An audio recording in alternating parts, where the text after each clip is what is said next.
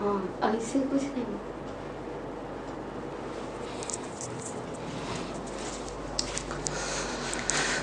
नमस्कार, कैसे हैं आप लोग। स्टार्ट करते हैं अब आगे का टॉपिक, सॉल्ट की न्यूट्रलाइजेशन। तो सॉल्ट की न्यूट्रलाइजेशन, तो पहले सॉल्ट के बारे में जानिए कि सॉल्ट। अच्छा, कुछ बच्चे जो है बड़ा कंफ्यूज्ड हैं। वो सोच रहे थे कि सर 20-20 लेक्चर मूल कॉन्सेप्ट में पढ़ा रहे हैं, बड़ा टाइम लगा रहे हैं, क्या आप सिलेबस कंप्लीट कर पाएंगे। चिंता मत करिए, सिलेबस कंप्लीट कर देंगे। मैं अपनी सारी स्ट्रेटजी आपको बता ही दूँ तो फिर फ़ायदा क्या रह जाएगा। करते रहिए, सिलेबस कंप्लीट हो जाएगा, चिंता मत करिए। जो चीज़ पढ़ रहे हैं वो मन से पढ़िए, डर के साथ पढ़ेंगे तो नहीं पढ़ पाएंगे। सॉल्ट, अब देखिए अपने पास क्या है, हमने वीक एस, पहले तो हमने सिंबल बना लिया। क्या, रुको, सिंबल बनाने के लिए हम लोगों को सबसे पहले क्या करना है कि जैसे हमारे पास वीक एसिड है तो हमने उसको बोल दिया WA, वीक बेस को WB, स्ट्रॉन्ग एसिड को SA, स्ट्रॉन्ग बेस को SB। ये हमने शॉर्टकट बना लिया ताकि हम इसी का यूज करेंगे। तो हमारे पास सॉल्ट है, सॉल्ट है। अब वो कितने टाइप का है, ठीक है। तो सॉल्ट, पहला सॉल्ट है salt of strong acid and strong base. Salt of strong acid and strong base. अच्छा, ये सॉल्ट क्या होता है, salt of strong acid and strong base. अब स्ट्रॉन्ग एसिड कौन है,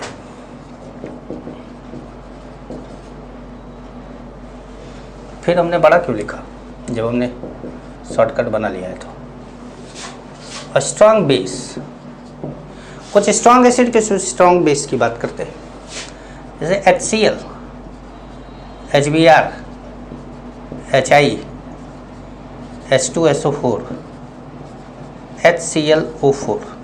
इतने एसिड को आपको स्ट्रॉन्ग एसिड मानना है, ठीक है। इधर अच्छा, HNO3 को भी आप स्ट्रॉन्ग एसिड बोलते हैं,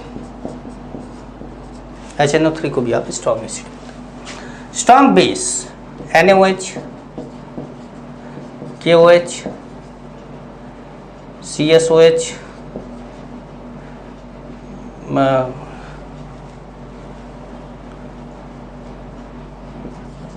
RbOH भी लिख लो, COH ट्वाइस भी लिख लो, BOH ट्वाइस भी लिख लो। मतलब कुल मिला जुला कर alkali metal, alkali earth metal के हाइड्रोक्साइड क्या है, स्ट्रॉन्ग बेस माने जा रहे हैं और इसको जो है स्ट्रॉन्ग एसिड माना जा रहा है। अब इनका कोई भी सॉल्ट जो होगा वो स्ट्रॉन्ग एसिड स्ट्रॉन्ग बेस का सॉल्ट होगा। जैसे मान लीजिए आपने HCl के साथ NaOH की रिएक्शन कराई तो क्या बना। अब सॉल्ट की बात करें अगर,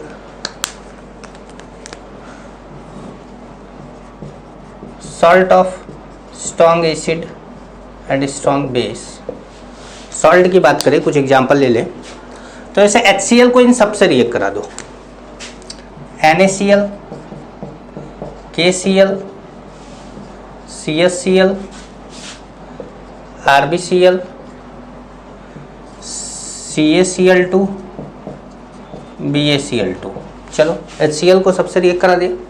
HBr को वैसे ही सबसे रिएक्ट करा देंगे तो NaBr, KBr ऐसे बन जाएगा। HI को भी रिएक्ट कराएंगे तो ऐसे बन जाएगा।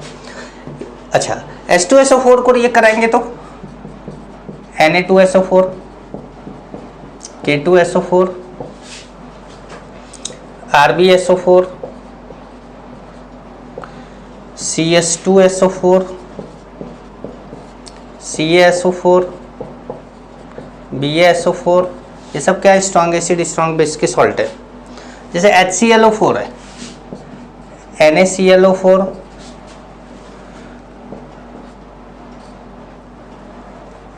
KClO4। अब समझ गए होंगे आप कि कैसे करना है। जैसे NaNO3, KNO3, तो ये सब क्या है, स्ट्रॉन्ग एसिड स्ट्रॉन्ग बेस के सॉल्ट है। ठीक है, अब स्ट्रॉन्ग एसिड स्ट्रॉन्ग बेस के सॉल्ट में आपको स्पेशली क्या मिलता है, बार बार हमेशा मिलता है, ये मिलता है, ये मिलता है, बस यही दो मिलते हैं, बाकी कोई नहीं मिलता। कभी कभी ये भी मिल जाता है, वरना आपको कोई ऐसा नहीं है कि कोई स्पेशली आपको हमेशा मिल रहा है, हमेशा यही तीन मिलते हैं। लेकिन मैंने आपको ढेर सारे बताया कि स्ट्रॉन्ग एसिड स्ट्रॉन्ग बेस के ये सॉल्ट है। आखिर मैंने इतने सॉल्ट जो बताया उसका कारण क्या है, बता देते हैं कारण। Salt of strong acid and strong base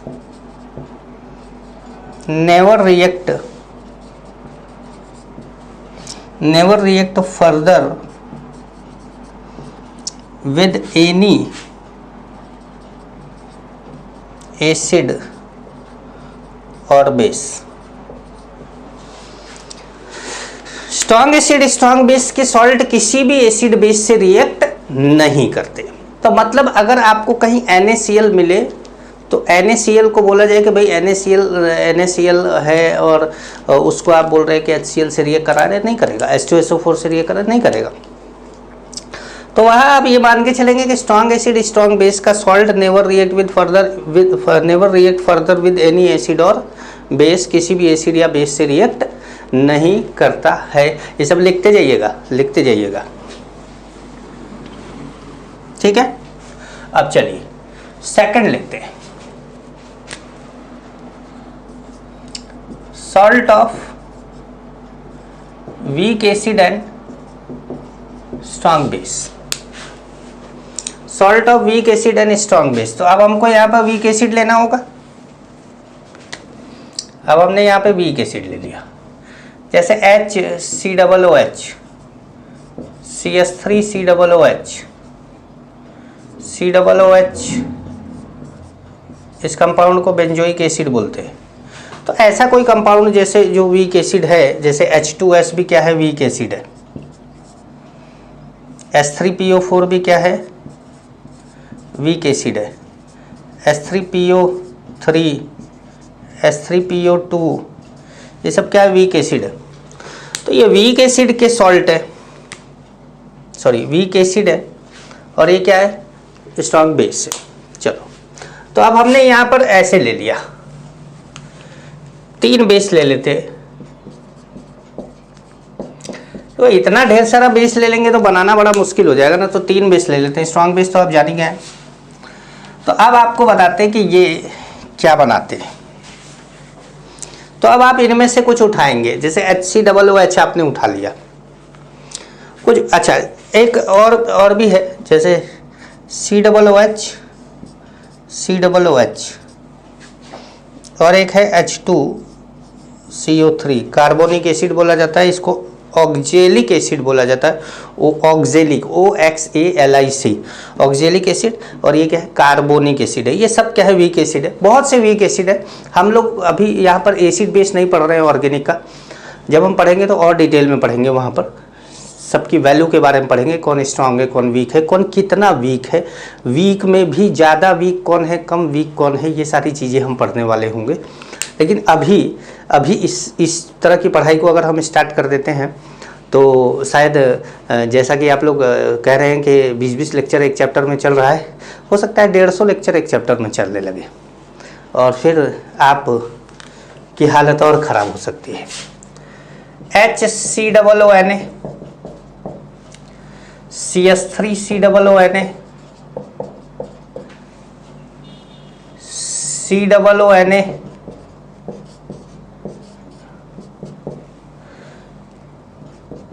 Na2S,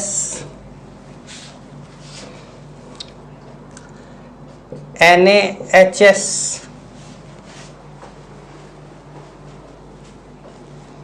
ठीक है। अब जैसे हमारे पास है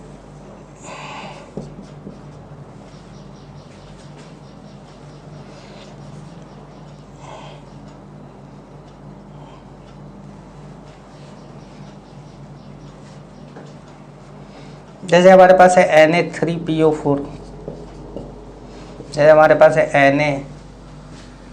Na2HPO4, हमारे पास है NaH2PO4, जैसे हमारे पास है NaH2PO3, Na2HPO4 PO3, NaH2PO2, COONA,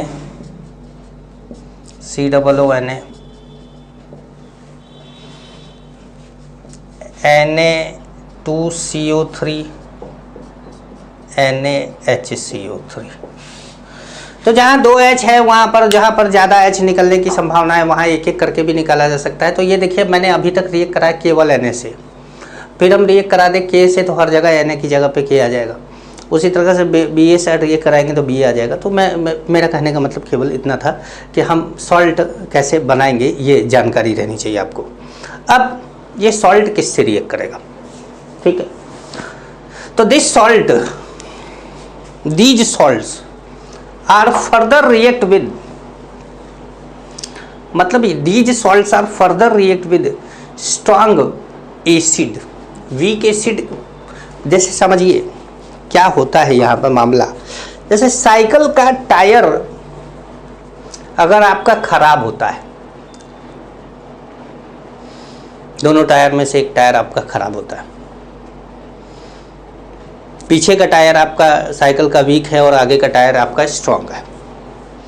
तो अगर आप को स्ट्रांग टायर से रिप्लेस करने का मौका मिले किसी दूसरे स्ट्रांग टायर से, नया टायर स्ट्रांग टायर होगा, तो किसी नए टायर से आपको रिप्लेस करने का मौका मिले तो आप किसको रिप्लेस करेंगे, अपने साइकिल के स्ट्रांग वाले को या वीक वाले को?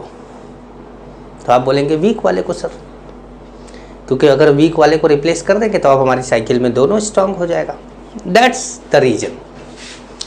बेटा यहाँ पर क्या किया जाता है कि जब भी कोई सॉल्ट एसिड या बेस, एसिड एंड बेस से बनता है तो उसमें ये देखा जाता है कि क्या दोनों ही पार्ट इसके स्ट्रांग है, मतलब जिस एसिड से बना है वो भी स्ट्रांग है और जिस बेस से बना है वो भी स्ट्रांग है। अगर नहीं है तो फिर ये देखा जाता है कि कौन वीक है, एसिड वीक है, बेस वीक है या दोनों वीक है। तो अभी तो क्या है, एसिड वीक है, तो जो वीक है उसको रिप्लेस करके स्ट्रांग लाया जा सकता है। मतलब ये एसिड, ये सॉल्ट जो है ये can further react with strong acid, can further react with strong acid. तो इसको मिटाए, भाई मिटाएंगे नहीं तो लिखें कैसे, लिखें कैसे? तो यहां पर हम लिख सकते हैं कि salt of weak acid and strong base can further react with strong acid. अब आप बोलेंगे कौन है स्ट्रांग एसिड? अरे भाई गधो बताए थे, सब ढेर सारा लिख के दिए थे स्ट्रांग एसिड, उनमें से किसी से भी रिएक्ट करा दो। अब जैसे मान लीजिए कि आपके पास है HCOONA, इसको आपने HCl से रिएक्ट करा दिया, ये क्या है? ये है salt of weak acid and strong base, और ये क्या है? स्ट्रांग एसिड है, आपने रिएक्ट करा दिया। पुराना टायर, नया टायर, ये तो नए, ये तो स्ट्रांग NaOH स्ट्रांग जगह से आया है, ये HCOOH ये वीक एसिड है, ये स्ट्रांग बेस है। नया टायर, पुराना टायर, ये है नया टायर, ये इसके साथ रिएक्ट करके क्या बना? फिर सॉल्ट, लेकिन अब कौन सा? Salt of strong acid and strong base plus क्या? HCOOH। HCOOH ही तो वीक एसिड था, तो पुराने टायर को आपने निकाल के बाहर फेंक दिया कि भैया जाओ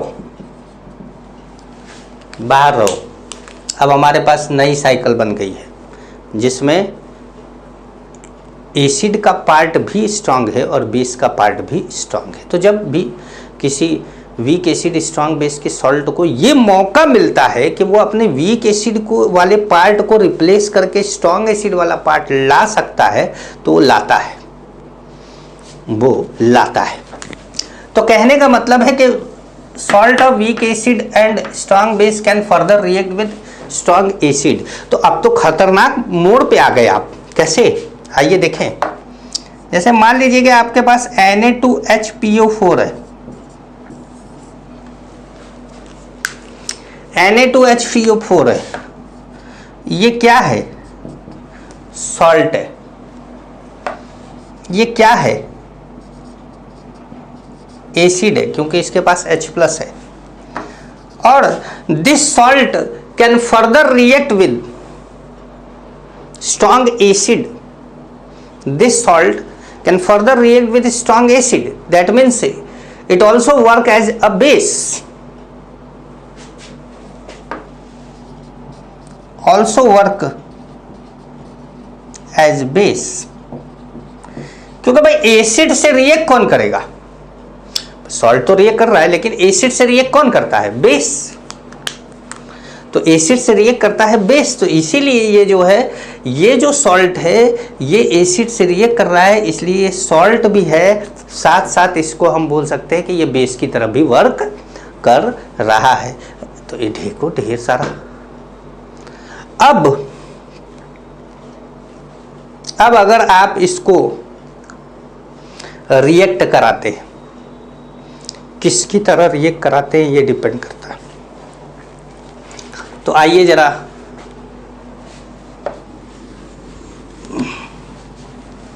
समझे। क्या आपके पास है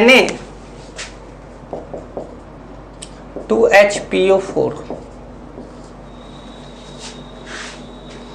Na2HPO4 as salt. N factor कितना हो गया? एन फैक्टर हो गया 2। क्यों? क्योंकि 2 Na प्लस HPO4 तो माइनस बनाया इसने।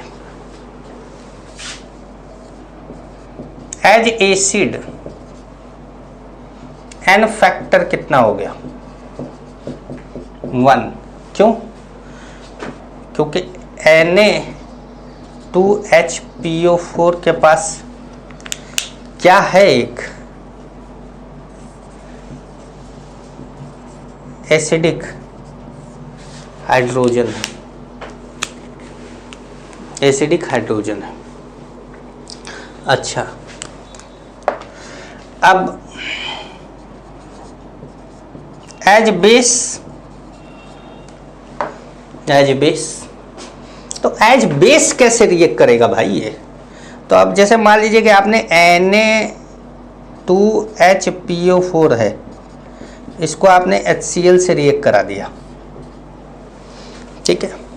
तो इसने बनाया 2NaCl plus H3PO4, 2NaCl plus H3PO4। तो इसका मतलब है कि ये एक ऐसा बेस है जो 2H+ लिया है, 2H+ क्या करा है? लिया है। तो इसका एन फैक्टर कितना हो गया? 2 हो गया। एन फैक्टर कितना हो गया? 2 हो गया, क्योंकि ये दो एसिड से रिएक्ट कर रहा है, मतलब 2H+ से रिएक्ट कर रहा है, इसलिए इसका एन फैक्टर कितना हो गया? 2। तो नहीं समझे? देखिए इक्विवेलेंट वेट की डेफिनेशन तो यही है ना कि भाई कोई भी कंपाउंड किसी भी मतलब एक H+ को रिप्लेस करता है तो वो उसका इक्विवेलेंट वेट होता है। ये तो पूरे 2H+ को रिप्लेस करता है। तो 2H+ को रिप्लेस करता है, 2H+ को रिप्लेस करता है X ग्राम।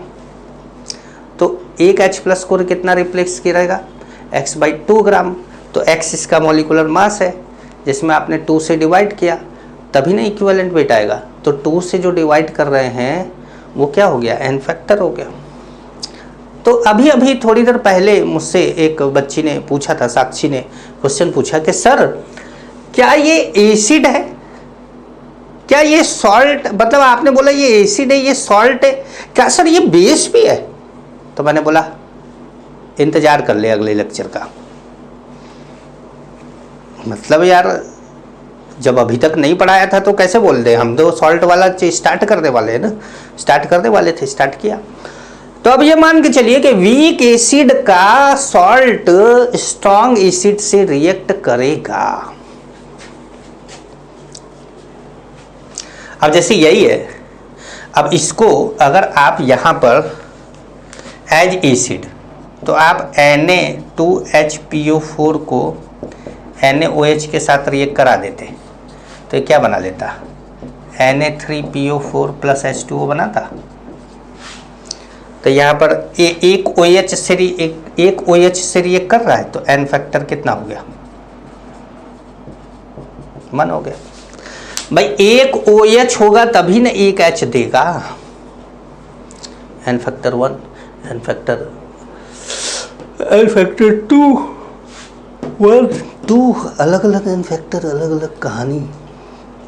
देख रहे हैं, बड़ा ही रोचक विषय बनता जा रहा है आप लोगों के लिए। मेरे ख्याल से आप लोग अब जो है इस मामले में थोड़ा थक भी गए होंगे, क्या रे बाप रे कितना पढ़ाए जा रहे हैं सर। ऐसा है, देखिए एक टीचर जो होता है ना, वो भले ही अपने जीवन में कितना भी बेईमान हो सकता है, वो बेईमान इंसान हो सकता है। तुम बेईमान इंसान गोल्ड प्लेटिनम चुराते हो, एक कोडवर्ड था हम लोगों का। तो वो बेईमान इंसान हो सकता है, मतलब वो दूसरों को चीट कर सकता है, फ्रॉड कर सकता है, रास्ते चलते हुए लोगों को गालियां दे सकता है, वो कुछ भी, मतलब इंसानी फितरत है, कर सकता है। लेकिन जब वो बोर्ड पे खड़ा होता है, जब वो पोडियम पे खड़ा होता है, अपने बोर्ड पे खड़ा होता है अपने बच्चों को पढ़ाने के लिए, तो वो जो जानता है सब बता देता है, वो कुछ नहीं छुपाता। हाँ, उसको आता ही ना हो तो अलग बात है कि भाई, अब जैसे मान लीजिए कि कोई चीज़ मुझे आती ही ना हो, तो वो एक अलग केस हो गया कि भाई मुझे नहीं आ रहा है, मैं नहीं बता पाया। देखिए ज़्यादातर चीज़ें मैं अपने पे ही लेके बोलता हूँ, मैं किसी और को नहीं बोलता कि उसको नहीं आ रहा, इसको नहीं आ रहा, मैं अक्सर अपने आप पे ही बोलता हूँ। तो हमारा ये बात हुई weak acid and strong base के सॉल्ट की। तीसरा जो है हमारा वो है salt of strong acid and weak base. Strong acid and weak base का सॉल्ट, यहां पर आपको जो स्ट्रॉन्ग एसिड है, जैसे मान लीजिएगा आपके पास स्ट्रॉन्ग एसिड है, यहाँ पर कुछ स्ट्रॉन्ग एसिड ले लेंगे, वीक बेस ले लेंगे, बहुत ज़्यादा स्ट्रॉन्ग एसिड नहीं लिया जाएगा। HCl ले लेते हैं, H2SO4 ले लेते हैं, HI ले लेते हैं, HClO4 ले लेते, बस बहुत है। और यहाँ पे NH4OH एक अकेला वीक बेस ले लेते हैं, एक अकेला वीक बेस ले लेते हैं, या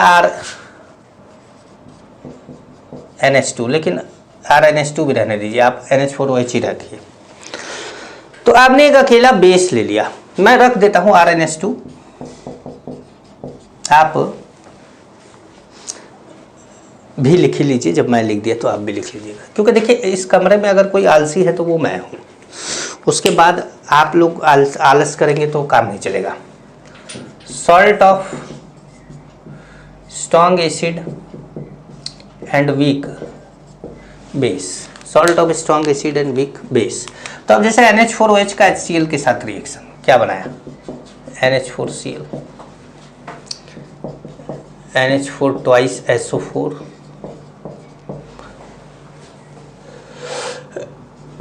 NH4I, NH4ClO4, मतलब इस तरह का आप कोई कंपाउंड बना सकते हैं। अब अपने पास टायर देखिए, ये नया है और ये पुराना है, पुराने टायर को नए टायर से बदलना है, मतलब वीक बेस को स्ट्रॉन्ग बेस से रिप्लेस करना है। तो क्या होगा, salt of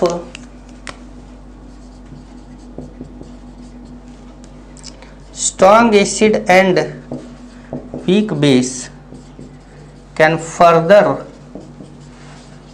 react with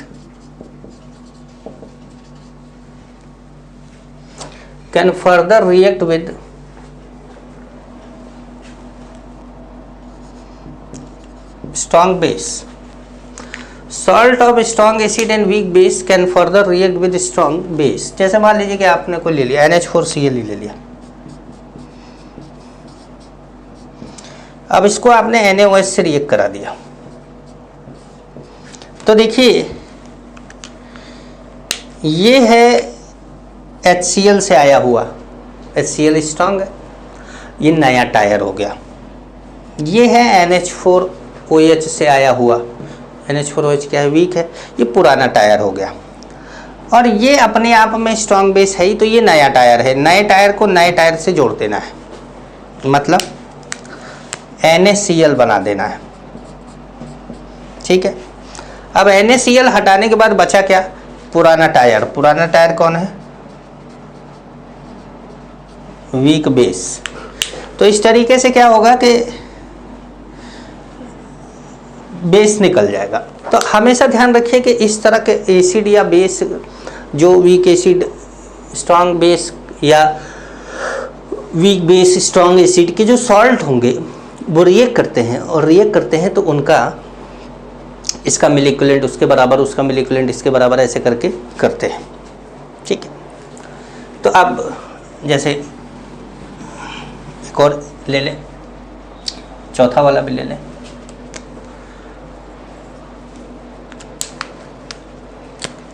salt of weak acid and weak base. अब भैया इसका दोनों टायर खराब है और इसको दोनों टायर लगवाना है। अब इसको दोनों टायर लगवाना है, जब इसको दोनों टायर लगवाना है,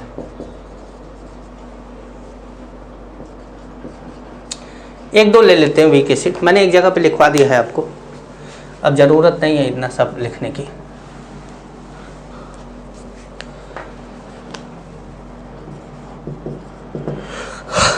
ठीक है, तो अब जैसे मान लीजिए कि आपके पास है CH3COONH4 या HCOONH4। तो ये CH3COONH4 या HCOONH4 can further react with strong acid as well as strong base. तो यहाँ पर हम लिखेंगे salt of weak acid and weak base can further react with strong acid as well as strong base। दोनों से react कर सकता है। तो जब दोनों से रिएक्ट कर सकता है, तो जैसे मान लीजिए कि आपके पास CH3COONH4 है और इसको आपने NaOH से रिएक्ट करा दिया, तो ये क्या बना लिया, ये बना लिया CH3COONA प्लस NH4OH। भाई NH4 को रिप्लेस करने का, भाई NH4OH, तो NH4 कहाँ से आया, NH4OH से आया। NH4OH क्या है, बेस है, वीक बेस है, तो बेस से बेस को ही रिप्लेस करेगा। अब जैसे CH3COONH4 है और आपके पास HCl आ गया, तो आपने यहाँ क्या किया, इसको NH4Cl बना दिया और यहाँ CH3COOH को आपने बाहर निकाल दिया। तो ये एसिड बेस दोनों से रिएक्ट करता है। तो अब आप ये समझिए कि रिएक्ट क्यों कराया। रिएक्ट इसलिए कराया ताकि आप ये जानते रहे कि मिलिक्युलेंट ऑफ एसिड बेस सॉल्ट सब आपस में क्या होते हैं, बराबर होते हैं। अब हमको इसी बात का फायदा उठाना है। चलिए, अब जैसे देखिए कुछ कॉमन कंपाउंड है, वो बार बार आपके सामने आएंगे। जैसे salt of weak acid and strong base, इसके कुछ कॉमन कंपाउंड है, जैसे Na2CO3, NaHCO3, CaCO3,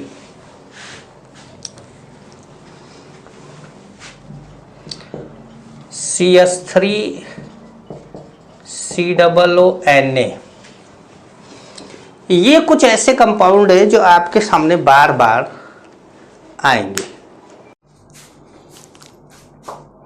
चेहरा सही आ रहा है? ठीक है, देखिए Na2CO3, NaSCO3, CaCO3, CS3COONA, इस तरह के जो सॉल्ट हैं ये कॉमन है, मतलब ये क्वेश्चन में अक्सर आपको मिलते हैं। वैसे ही सॉल्ट ऑफ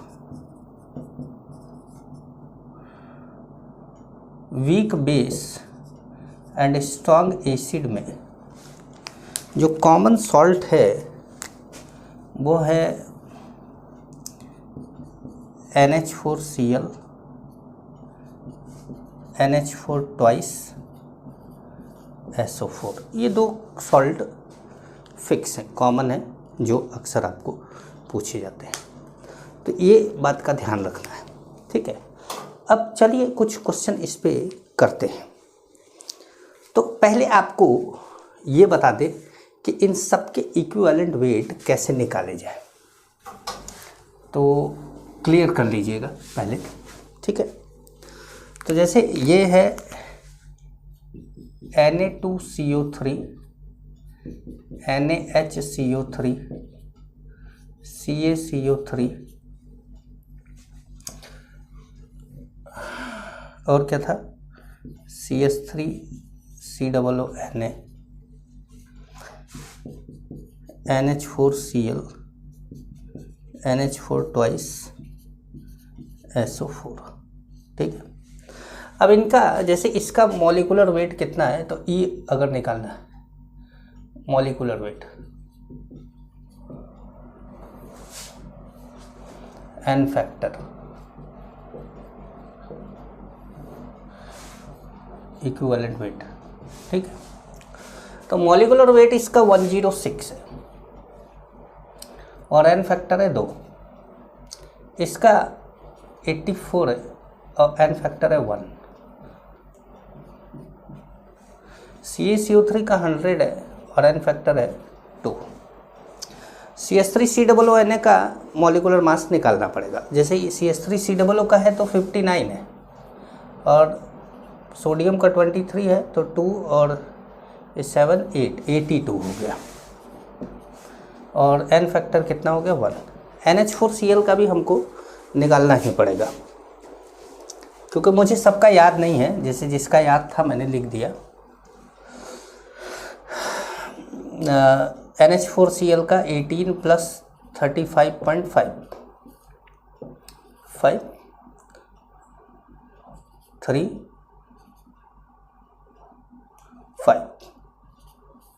53.5 इसका मॉलिक्यूलर मास है और N फैक्टर कितना है 1 है। वैसे ही NH4 ट्वाइस SO4 का 36 प्लस 96 132 है और N फैक्टर कितना है 2 है। ठीक है, तो अब अगर आपको इक्विवेलेंट वेट निकालना हो तो एक 106 में डिवाइड करेंगे तो कितना आ जाएगा 2 से, तो ये आ जाएगा 53। 84 में करेंगे 1 से 84 ही आएगा, 100 में 2 से करेंगे 50 आ जाएगा, 82 ही आएगा, 53.5 ही आएगा, और यहाँ पर 132 में 2 से डिवाइड करेंगे तो 6 और 6 मतलब 66 आ जाएगा, 66। ठीक है, अब ये इक्विवेलेंट वेट है इनका, ये ध्यान अगर आप याद कर लेते तो अच्छी बात है। एक बार NaCO3 में शंका हो रहा है तो कैलकुलेट कर ले क्या इसको, 24 प्लस 12 प्लस 48, 6 और 8। 3 1 4 4 8, हाँ ठीक है 84 ये। भाई अगर किसी चीज़ पे शंका हो तो वो कर देना चाहिए, याद है वो अलग बात है। अब इसे हमको याद है वो ठीक है, लेकिन हमको थोड़ा लग रहा था कि कहीं 86 है कि 84 है, ये कन्फ्यूजन चल रहा था दिमाग में, तो हमने कहा भाई लिख लेते हैं। तो ये ध्यान रखिए कि इनका इक्विवेलेंट वेट क्या है। ये strong base weak acid, strong base weak acid, strong base weak acid, strong base weak acid, ये वीक बेस स्ट्रॉन्ग एसिड, ये वीक बेस स्ट्रॉन्ग एसिड का सॉल्ट है, ठीक है। इनका इक्विवेलेंट वेट मैंने लिखवा दिया, ये कॉमन है जो बार बार आपके सामने आएंगे, इसीलिए इनको लिखवा दिया। सबका इक्विवेलेंट वेट लिखवाना मेरे लिए पॉसिबल नहीं है, सबका इक्विवेलेंट वेट आप निकालना जानते हैं। इनके इक्विवेलेंट वेट को आप बार बार निकालें, इससे अच्छा है कि कोशिश करें कि इनको याद कर लें। अगर आप याद कर लेते तो आपका समय बचेगा और आप कम टाइम में क्वेश्चन को कर पाएंगे। देखिए याद ना रहना और याद रहना वाले में ही बस ये होता है कि बच्चा जो है कभी कभी आपको लगता है कि क्लास में तेज था, क्लास में कोई बच्चा तेज था, आंसर हमेशा करेक्ट देता था, है दूसरा बच्चा था उससे कमज़ोर था जो आंसर जो है वो कम करेक्ट देता था, लेकिन उस जब याद करने वाली चीज़ें आती थी तो जो तेज वाला बच्चा था वो कैलकुलेट करता था और वो वाला बच्चा जो है फास्ट याद था उसको वो बोल देता था। तो दोनों के तरीके में डिफरेंस होने के कारण अक्सर आप ऐसा देखेंगे कि एक बच्चा क्वेश्चन ज़्यादा कर गया, जो कमज़ोर था वो ज़्यादा कर गया और जो तेज़ था वो कम कर पाया, क्योंकि उसको सफिशिएंट टाइम मिलता था वो बड़े आराम से कर लेता, लेकिन वो 3 घंटे के पेपर को 3 घंटे में नहीं कर पाया। और बस यही कारण होता है कि उसका रैंक पीछे हो जाता है या कभी कभी सिलेक्शन भी नहीं होता। तो आइए इस पे क्वेश्चन करके देखें, ठीक है। तो अब हमारा जैसे 100 gram sample of CaCO3 is completely neutralized by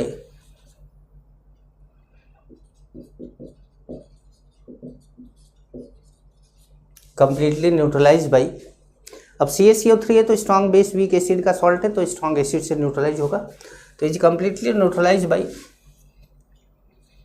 200 millilitre MH2SO4 solution. Find percent purity of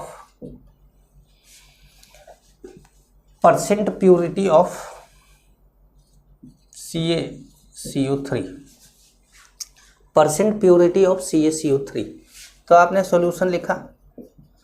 अब देखिए मैंने इस तरह का क्वेश्चन आपको पहले भी कराया, लेकिन अब आप यहाँ पर ध्यान रखिएगा कि 100 ग्राम सैंपल है, 100 ग्राम CaCO3 नहीं है, 100 ग्राम सैंपल है, उसमें CaCO3 कम होगा, मतलब बाकी क्या भरा हुआ है उसमें हमको नहीं पता, तो हम CaCO3 को मान लेते हैं, क्योंकि CaCO3 का परसेंटेज पूछा है तो इसका मतलब है कि CaCO3 इसके अंदर कम रहा होगा, वरना 100 ग्राम CaCO3 तो फिर परसेंटेज क्यों पूछेगा, फिर तो वो 100% हो जाएगा। तो अब क्या है कि milliequivalent of CaCO3 is equal to milliequivalent of H2SO4, क्योंकि भाई जो दो चीज़ें आपस में रिएक्ट करेंगे उनका मिलीक्वलेंट आपस में बराबर होगा। तो milliequivalent of CaCO3 is equal to milliequivalent of H2SO4। तो आपने ये कर दिया। तो अब आपको क्या करना है, 100 gram sample of CaCO3 is completely neutralise by, तो 100 ग्राम है तो ये x मान लिया, x ग्राम अपॉन मॉलिकुलर मास, इसका इक्विवेलेंट वेट कितना होता है, अभी हमने बताया था कि 50, भाई मॉलिकुलर मास डिवाइडेड बाई 2 कर दो 50 आ जाएगा। अच्छा मिलीक्वलेंट निकालना है तो आपको 1000 से क्या करना पड़ेगा, मल्टीप्लाई करना पड़ेगा। H2SO4 का मिलीक्वलेंट कितना होगा, मोलरिटी कितना है 1, एन फैक्टर कितना है 2 और वॉल्यूम कितना है 200, ठीक है 200 हो गए। तो अब जब आप x की वैल्यू निकालेंगे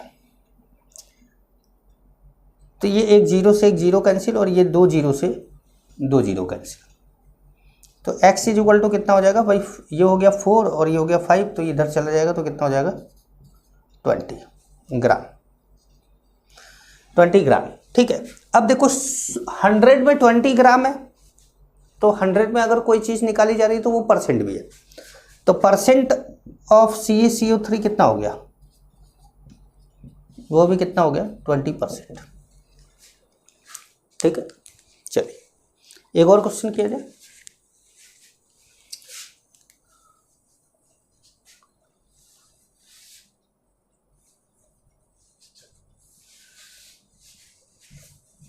हाँ, कुछ चीज़ें मिटाकर क्वेश्चन उसी टाइप का बना के देते हैं आपको। ये समझ में आ रहा है आपको, कोई दिक्कत तो नहीं है, किसी तरह का कैलकुलेशन में कोई समस्या तो नहीं है? ठीक है, ठीक है, कर लेंगे आप। चलिए अब लिखते हैं, यहाँ पे लिखेंगे अब 10 ग्राम, अच्छा ग्राम तो लिखा हुआ था, 10 ही लिखना था। 10 ग्राम sample of Na2CO3, 10 gram sample of Na2CO3 is completely neutralized by 100 milliliter 1 m HCl solution. Find percent purity of Na2CO3 sample. ठीक है भाई। अच्छा, पुराने पिछले वाले क्वेश्चन में सैंपल नहीं लिखा था, आप सोचेंगे सर सैंपल लिखना जरूरी, ऐसा नहीं। यहाँ पे भी जब परसेंट प्योरिटी बोल दे तो जरूरी नहीं कि सैंपल लिखा हो, परसेंट प्योरिटी बोल दे तो इसका मतलब है कि जितना दिया है उतना है नहीं, उसमें वो कुछ कम है और वही निकालना है कि वो कितना है। तो अब हमको क्या करना है, milliequivalent of Na2CO3 is equal to milliequivalent of HCl कर देना। Milliequivalent of Na2CO3 is equal to milliequivalent of HCl। अब मिलीक्विवेलेंट ऑफ Na2CO3 कितना है भाई, x ले लिया, इक्विवेलेंट वेट 53,000 से मल्टीप्लाई कर दिया। ठीक है भाई, अभी मैंने बताया था 53 होता है। मिलीक्विवेलेंट ऑफ HCl कितना है, 1 मोलरिटी है, एन फैक्टर भी 1 है और 100 से मल्टीप्लाई कर दिया। ठीक है, ये 2 जीरो कैंसिल हो गया। x की वैल्यू आ गई कितनी, 5.3 ग्राम। x की वैल्यू कितनी आ गई, 5.3 ग्राम। तो देखो 10 में कितना है 5.3, तो 100 में कितना होगा, 100 इंटू 5.3 अपॉन 10, ये कितना आ जाएगा 53%। 53% हो गया। समझ पा रहे हैं? ठीक है, चलिए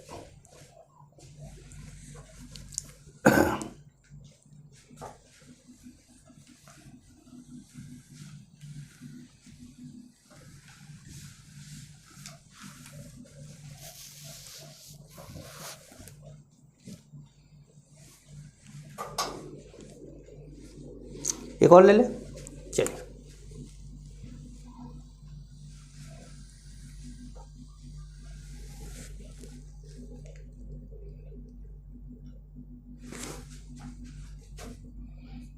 ten gram equi molar mixture of Na2CO3 and NaHCO3 is completely neutralized by 100 milliliter HCl solution. Find molarity of HCl solution. Molarity of HCl solution, question को ध्यान से समझिएगा, बड़ा खतरनाक क्वेश्चन है। और मैंने वो क्वेश्चन दिया है जो आरसी मुखर्जी का एक क्वेश्चन है, मुझे एग्जैक्ट क्वेश्चन नहीं याद था इसलिए मैंने डेटा कुछ अलग ले लिया है, लेकिन ऐसा ही क्वेश्चन उसमें दिया हुआ है, वहाँ 1 ग्राम दिया हुआ है, लेकिन आगे ये कितना लिया हुआ है, HCl लिया है कि H2SO4 लिया है, ये मुझे नहीं याद है। तो मैंने अपने हिसाब से इसको बना के एग्जैक्ट, उसने इक्विमोलर बोला, मैंने इक्विमोलर बोल के क्वेश्चन वही बना दिया। बस कॉन्सेप्ट, मतलब कॉन्सेप्ट वही है, बस क्या है कि क्वेश्चन में डेटा अलग कर दिया मैंने, थोड़ा सा डेटा को चेंज कर दिया। तो अब इक्विमोलर मिक्सचर ऑफ Na2CO3 मतलब क्या है कि moles of Na2CO3 is equal to क्या है, मोल्स ऑफ NaHCO3 है। दोनों के मोल आपस में क्या है, बराबर है। 10 ग्राम मिक्सचर है, दोनों का मोल आपस में क्या है, बराबर है। तो मान लेते हैं कि Na2CO3 का कितना ग्राम है, x ग्राम Na2CO3 है, x ग्राम है, और मॉलिक्यूलर मास इसका कितना, 106। तो ये कितना हो जाएगा 10 माइनस x, और ये कितना हो जाएगा 84। भाई दोनों के मोल बराबर करने हैं ना, दोनों का मॉलिक्यूलर मास से डिवाइड करना पड़ेगा। तो अब आपने क्या करा, 84x is equal to 1060 minus 106x, ठीक। इसको इधर ऐड कर दिए, यह गया 190x is equal to 1060, x की वैल्यू 1060 अपॉन 190 ग्राम, ठीक है। 1060 190 ग्राम। अब देखो इसको कैलकुलेट करना, मतलब हम कैसे भी कैलकुलेट कर सकते थे, मतलब कभी कभी क्या ना आलसी हो जाता आदमी। मैं 19 का टेबल तो मुझे आता ही है, तुम लोग को हो सकता है ना आता हो। 19 5 जा 95, 95 हो गया, तो ये कितना बचा 11, 11 का मतलब 110, तो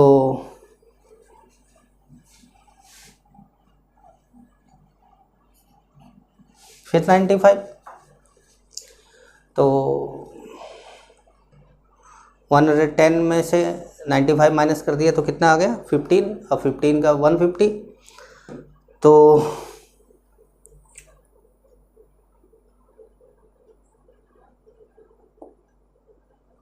8 कर लेते, 5.58 इसका आ रहा है, ठीक है। 5.58 106 डिवाइडेड बाई 19, 5.578 आ रहा है। चलो 5.58 मान लिया इसको, ठीक है।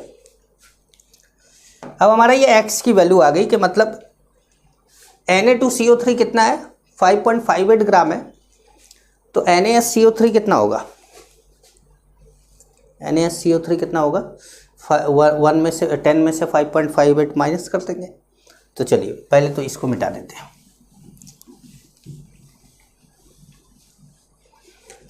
वेट ऑफ Na2CO3 कितना है, 5.58 ग्राम, और वेट ऑफ NaHCO3 कितना है, 10 माइनस 5.58, ठीक है, 5.58, तो ये कितना आ गया 4.42 ग्राम। तो 4.42 ग्राम कौन है, NaHCO3 है, ठीक है। अब milliequivalent of Na2CO3 plus milliequivalent of NaHCO3, क्योंकि दोनों ही एसिड से रिएक्ट करेंगे, दोनों ही एसिड से रिएक्ट करेंगे, is equal to milliequivalent of HCl। अब हमारा 5.58 अपॉन 53 इंटू 1000, ये 4.4842 अपॉन 84 इंटू 1000, और यहाँ हो गया 100 इंटू मोलरिटी इंटू 1। अब यही चीज़ आपको सॉल्व करनी है भाई। आपने 2 जीरो से ये 2 जीरो और ये 2 जीरो कैंसिल कर दिया, ठीक है। तो यहाँ हमारा आ गया 55.8/53 plus 44.2 upon 84 is equal to क्या आ गया m।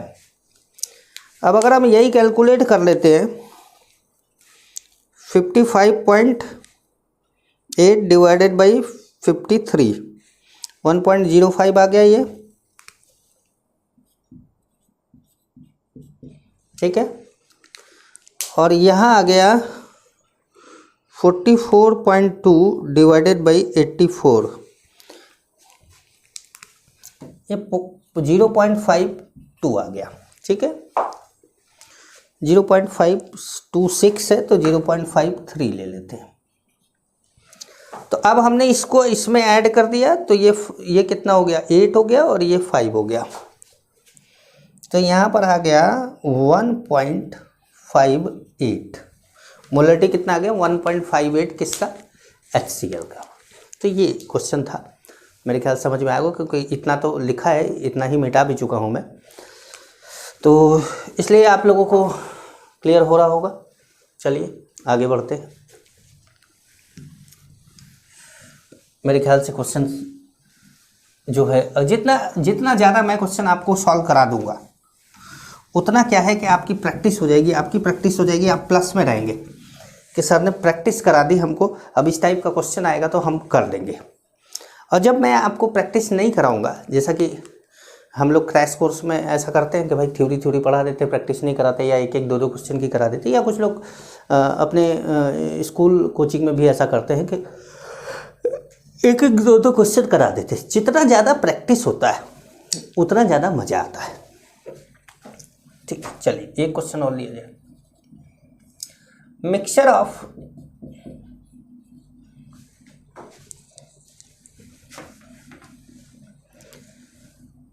Ten gram mixture of Na2CO3 and NaCl are completely neutralized by 100 milliliter 1/2 m H2SO4 solution. Find percent of NaCl in given mixture. NaCl का आपको मिक्सचर में बताना है। तो देखिए क्या होता है कि बच्चा तुरंत दिमाग लगाता है कि 10 ग्राम मिक्सचर ऑफ Na2CO3 है तो वो क्या करता है Na2CO3 प्लस NaCl, तो वो क्या करता है मिलिकुलेंट ऑफ मिलिकुलेंट का कॉन्सेप्ट बच्चे को अब तक पता चल चुका है। तो क्या करता है कि milliequivalent of Na2CO3 plus milliequivalent of NaCl is equal to milliequivalent of H2SO4 कर देता है। लेकिन वो ये ध्यान नहीं देता कि NaCl एक स्ट्रॉन्ग एसिड स्ट्रॉन्ग बेस का सॉल्ट है, और NaCl strong acid strong base का सॉल्ट है, तो it never react further with any acid और बेस, ये किसी एसिड बेस से रिएक्ट नहीं करेगा। तो इसका मतलब ये है कि ये जो H2SO4 लिया गया है न्यूट्रलाइजेशन के लिए, ये H2SO4 केवल Na2CO3 के लिए लिया गया है। NaCl तो 100% न्यूट्रल है। NaCl को पानी में डालने पर pH में भी कोई चेंज नहीं होता है। pH अगर पानी का 7 है NaCl डालने से पहले, तो NaCl डालने के बाद भी pH पानी का 7 ही रहता है। तो इसका मतलब ये है कि NaCl ना किसी एसिड से रिएक्ट करेगा ना बेस से रिएक्ट करेगा।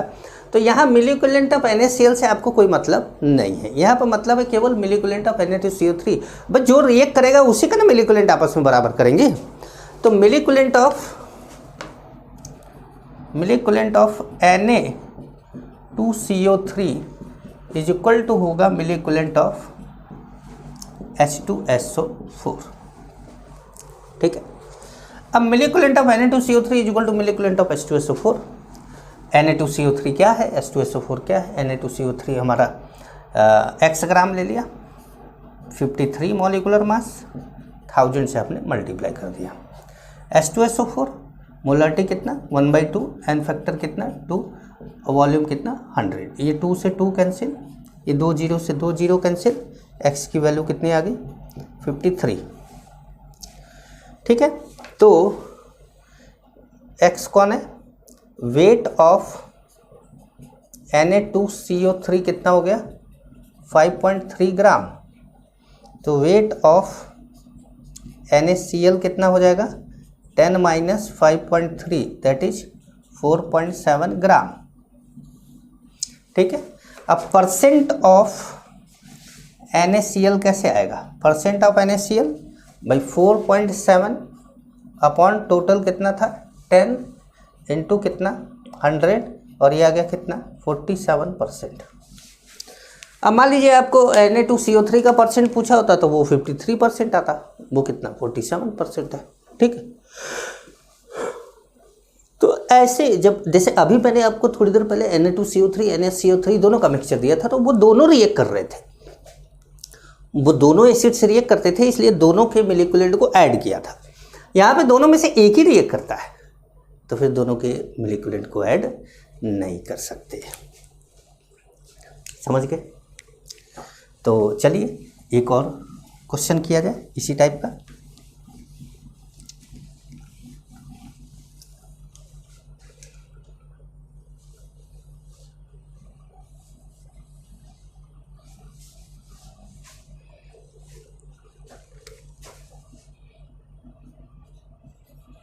Twelve gram mixture of NaHCO3 and NH4 नहीं and Na2SO4। 12 gram mixture of NaSCO3 and Na2SO4 are completely neutralized by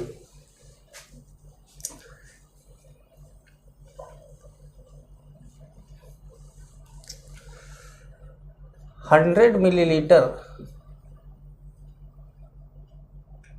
1N HCl solution. Find percent of Na2SO4 in given mixture। ठीक है, चलिए question थोड़ा सा लिखना आसान पड़ जाता है ऐसे। अब इस तरह का क्वेश्चन जो है, तो देखिए इस तरह ये जो क्वेश्चन है, ये क्वेश्चन आपको खुद लगाना चाहिए। मतलब ये है कि आप यहाँ पे पॉज करके इसको लगाइएगा। ठीक है, मैं अभी सॉल्व तो कर दे रहा हूँ, लेकिन आप ईमानदारी से इसको पॉज करके सॉल्व करिएगा। ठीक है, तो चलिए मैं बताता हूँ। अब देखिए Na2SO4 क्या है, salt of strong acid and strong base, so it never react with HCl, so it never react with HCl। ये लिख लेंगे आप, ये HCl से तो रिएक्ट करेगा नहीं। तो इसका मतलब है कि milliequivalent of NaHCO3 is equal to milliequivalent of HCl करना। ठीक है, इसके मास को x ग्राम मान लिया, मॉलिक्यूलर मास 84 है, 1000 से क्या कर दिया मल्टीप्लाई कर दिया। इसकी नॉर्मेलिटी 1 है, 100 से मल्टीप्लाई कर दी, क्योंकि जब नॉर्मेलिटी दिया रहता है तो एन फैक्टर की ज़रूरत नहीं होती, मोलरिटी में पड़ती है। तो हमने ये कर दिया ऐसे। x कितना आ गया 8.4 ग्राम, 8.4 ग्राम। तो 8.4 ग्राम आ गया x कौन है NaSCO3 है। तो वेट ऑफ Na2CO3 कितना, वेट ऑफ Na2SO4 कितना होगा, तो हो जाएगा 12 माइनस 8.4, ये हो जाएगा 3.6 ग्राम। ठीक है, 12 माइनस 8.4 माइनस है ना, माइनस करना है, माइनस थोड़ा जगह ले लेते हैं ना। 8.4 तो हमारा क्या आ जाएगा 3.6 ग्राम। अब 3.6 ग्राम हो गया। परसेंट ऑफ Na2SO4 कैसे निकलेगा, ये हो जाएगा 3.6 अपॉन 12 इंटू 100, तो ये आ जाएगा कितना 30%, कितना आ जाएगा 30%, 30% आ गया। ठीक है, तो ये इस तरह के क्वेश्चन आपको करने के लिए ध्यान में रखेंगे। ठीक है, तो इस तरह के क्वेश्चनों को आपको करने के लिए ध्यान रखिएगा कि कैसे करना है। ठीक, अब जो बचा कुचा पोर्शन है वो अगली क्लास में करके ख़त्म करेंगे। जो भी बचा कुचा पोर्शन है वो अगली क्लास में करके क्या करेंगे, ख़त्म करेंगे। मतलब ये लेक्चर आप कंप्लीट करेंगे और अगले चैप्टर पे बढ़ेंगे। जैसा कि आपके जो सिलेबस में शेड्यूल में दिया हुआ है उस चैप्टर को मैं देख लूँगा कि कौन सा चैप्टर मैंने दिया है आपको, उसी चैप्टर के अकॉर्डिंग हम आगे बढ़ेंगे।